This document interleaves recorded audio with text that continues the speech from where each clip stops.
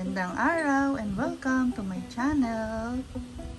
Share ko lang today ang aking mga succulents na nakabilad sa araw. From sunrise hanggang around 2 p.m. Except dito sa Ellen, yung nasa last part na Ellen na yan sa dulo. From sunrise to sunset, naaarawan siya.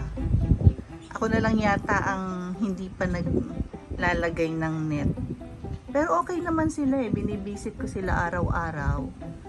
Wala namang nasa sunburn. Siguro nakatulong na na-acclimate ko sila na maayos. Ayan, nandyan sila.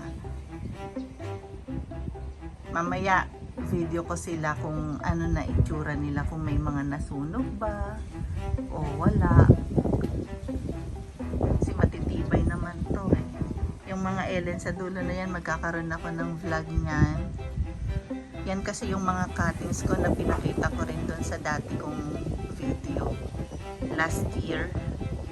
Ayan na sila ngayon, malalaki na. Mamaya focus ko sila. Ayan, tatlo na yan sa last. 5:30 p.m. Ayan, wala namang sign of burn. Wala. Okay lang sila.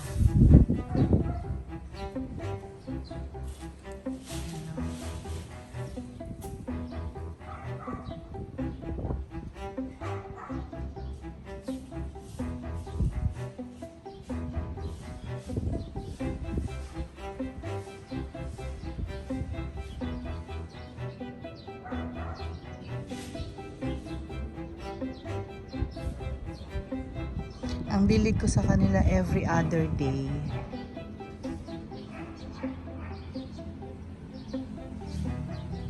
Bilis kasi matuyo ang soil. Compact na compact yung Mendoza. Tapos dito sa part na to, naarawan ulit sila pagka magsa-sunset na itong mga Ellen. Yan, hanggang dito kay Arumpe, Ghosty, and Jelly Beans. Pero yung dulo, whole day yan, naarawan. Yung iba, pagka pababa na yung araw.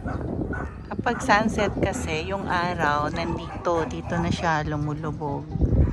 Kaya may part na natatabingan tong ibang succulents dyan sa roof na yan, sa eaves ng house. And then, pagdating dun sa baba, pag bumaba na talaga yung araw, maaarawan na ulit sila. Pagka ganitong summer lang yan, pero pag December, nandun sa likod ng bahay ang araw. Wala na talagang tatama dito. Ayun lang. Thank you for watching.